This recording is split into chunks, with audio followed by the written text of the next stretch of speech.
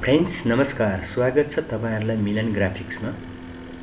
आज मैले यस्तो प्रकारको लोगो कसरी बनाउने भन्ने बारेमा ट्युटोरियल बनाएको छु। कृपया भिडियो सुरुदेखि अन्तिमसम्म हेरेर साथ दिनु होला। यो ट्युटोरियल हेरेपछि तपाईलाई धेरै सहयोग पुग्नेछ। आउनुस् अब म लोगो तर्फ लाग्दै छु। जस्तै यस्तो प्रकारको लोगो कसरी बनाउने हेर्न सक्नुहुन्छ। यो ब्लू र रेड को क्रसमा जुन क्रस अवस्थामा छ यो कसरी बनाउने भन्ने बारेमा मैले आज तपाईहरुलाई ट्युटोरियल बनाउँदै छु।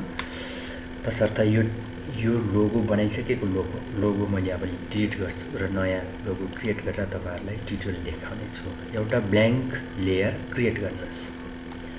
त्यसपछि तपाई यो पोलिजन टुल्समा जानुस्। पोलिजन टुलमा यसमा गइसकेपछि तपाई शेपमा जानुस्। यसमा शेपमा क्लिक होस्, फिलमा अफ गरिदिनुस् र स्ट्रोकमा अहिले ब्ल्याक नै राखौं। अनि त्यसपछि तपाईले एउटा 50 पिक्सलको एउटा यसको स्ट्रोक राखेर तपाईले यो बीचमा एकचोटी क्लिक गर्नुस्। क्लिक गरेपछि एउटा यो विन्डोज आउँछ।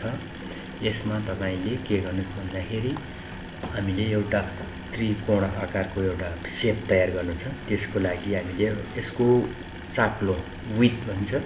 विड्थ चाहिँ 400 दिएँ मैले, 400 पिक्सल विड्थ, हाइट चाहिँ 420 पिक्सल दिएर मैले ओके गरे। यो एउटा शेप त्रिकोण आकारको शेप बनेको छ। यो शेपलाई अब तपाईले के गर्नुस्, कन्ट्रोल टी मार्फत ट्रान्सफर फ्री भन्छ यसलाई हामीले। ट्रान्सफर्ममा फ्री गर्नलाई एडिटमा जानुस्। ट्रान्सफर्म यो फ्री ट्रान्सफर्म भन्छ, कन्ट्रोल टी सर्टकट हो यसको। यसबाट यस्तो गरेपछि एउटा यो ट्रान्सफर्मको लागि सानो ठुलो हैन, यसरी सानो ठुलो अथवा रोटेट गर्नको लागि यो फ्री ट्रान्सफर्ममा बसिसकेको छ। अब यसलाई हामीले के गरिन्छ, यसको एंगल यहाँ दिइन्छ। कति एंगलमा यसलाई हामीले ट्रान्सफर्म गर्ने हो, रोटेट गर्ने हो। 90 डिग्री को एंगलमा मैले यसलाई रोटेट गरे। त्यसपछि ओके। र अब यसलाई हामीले डुप्लिकेट गर्ने। यो एउटा भइसकेपछि अर्को पनि हामीले बनाउनलाई डुप्लिकेटिङ गर्नलाई तपाईले कन्ट्रोल किबोर्डबाट कन्ट्रोल जे हाने हुन्छ। राइट क्लिक गरेर डुप्लिकेट लेयर गरे पनि हुन्छ, अथवा यसलाई यसरी तानेर प्लस साइनमा ओके गरिदियो भने डुप्लिकेट भन्छ।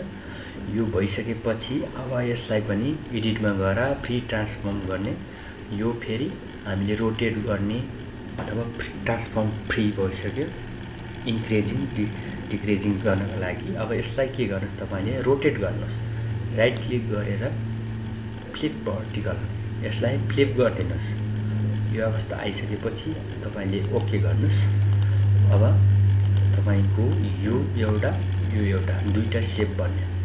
दुईटा शेपलाई हामीले क्रस जस्तो यो यस्तै क्रस बनाउनु छ, जसको लागि तपाईले एउटालाई रातो र एउटालाई नीलो कलर बनाउनुस्।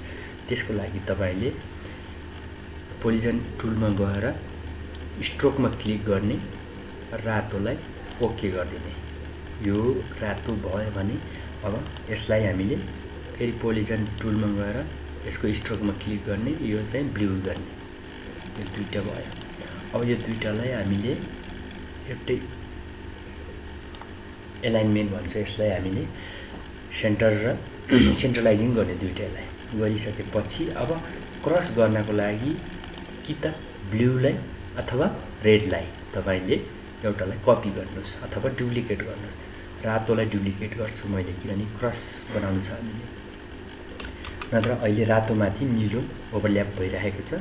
तपाईले रातोलाई राइट क्लिक गरेर डुप्लिकेट लेयर गर्नुस् अनि ओके गर्नुस्। त्यसपछि ब्लू भन्दा माथि यो रातोलाई लानुस्। माउसले यसरी क्लिक गरेर टपमा लानुस्। अहिले रातो मुनि ब्लू छ, ब्लू मुनि अर्को रातो छ। यो तीनटालाई हामीले क्रसमा कन्भर्ट गर्नु छ। अब यो रातोलाई इरेज गर्नुपर्छ। त्यसको लागि अब रास्टराइज हो भने डाइरेक्ट इरेज हुन्छ इरेज टुलबाट, तर यो चाहिँ शेप भएको कारणले यसलाई डाइरेक्ट इरेजर टुलबाट हामीले डिलिट गर्न सकिन्न।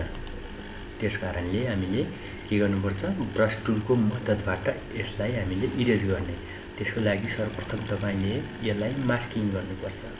यो रातो सेपलाई तपाईले मास्क गर्नुस्। पहिला मास्किङ गरिसकेपछि यो मास्किङमा क्लिक गर्नुस्। त्यसपछि तपाई यो ब्रस टुलमा जानुस्। तपाईको यो हार्डनेस 100% राख्नुस्। ओपेसिटी 100% र फ्लो चाहिँ 100% राखेर तपाईले यो फोरग्राउन्ड ब्ल्याक हुनुपर्छ अनि मात्र इरेज हुन्छ। यदि व्हाइट फोरग्राउन्ड भयो भने यसले इरेज भएको ठाउँमा रिस्टोर गर्छ। त्यसैले यसलाई ब्ल्याक गरेर अब तपाईले इरेज गर्ने। जस्तै यो रातोलाई इरेज गर्यो भने ब्ल्याक देखा पर्छ यसरी। अब यसरी हामीले यो क्रस भएको देख्न सकिन्छ। अब तीनटा लेयरबाट एउटा क्रस जुन हाम्रो षट्कोण अवस्थाको लोगो छ यो हामीले बनाउन सकिन्छ। जस्तै हेर्नुस् यो छुट्टै छ हामीले इरेज गरेको भएर यसलाई अब हामीले तीनैवटा लेयरलाई सिलेक्ट गरेर राइट क्लिक गर्नुस् अनि कन्भर्ट टु स्मार्ट अब्जेक्ट। एउटै अब्जेक्टमा एउटै लेयरमा कन्भर्ट भयो। यदि तपाईले यसलाई एडिट गर्नु छ, कलर चेन्ज गर्नु छ भने यो स्मार्ट अब्जेक्टको यो जुन साइन छ यसमा डबल क्लिक गरिदियो भने अर्को विन्डो खुल्छ। त्यो विन्डोमा गएर तपाईले कलर चेन्ज गर्न सक्नुहुन्छ। जस्तै यो रातोमा यो रातोलाई तपाईले यस्तो गरिदियो भने तपाईको के हुन्छ, यसरी चेन्ज गर्न सकिन्छ। चेन्ज गरिसकेपछि तपाईले यसलाई क्लोज गर्दाखेरि डायलग बक्स आउँछ, यस अर नो अथवा क्यान्सल सेभ गर्ने हो कि हैन भनेर हामीलाई क्वेसन गर्छ। त्यसमा नो गरिदिनुस्। अहिले मैले चेन्ज गरिन, तपाईले गर्न सक्नुहुनेछ। अहिले यसमा मात्र एउटै लेयर बनेको छ। हामीले एडिट गर्नको लागि डबल क्लिक गरेर गर्न सकिन्छ। फ्रेन्ड्स, आशा छ तपाईहरुले धेरै कुरो सिक्नुभयो होला। यसरी नै अरु ट्युटोरियलहरु पनि मैले लिएर आउने छु। कोरल ड्रको पनि, फोटोसपको पनि थुप्रै कम्प्युटर सम्बन्धीको कोर्सहरु मैले लिएर आउने छु। तपाईहरु मेरो च्यानललाई सब्स्क्राइब गर्नु होला र नछुटाइकन मेरो ट्युटोरियलहरु हेर्नु र घरमै बसेर तपाईले विभिन्न सिपहरु सिक्नु होला। धन्यवाद।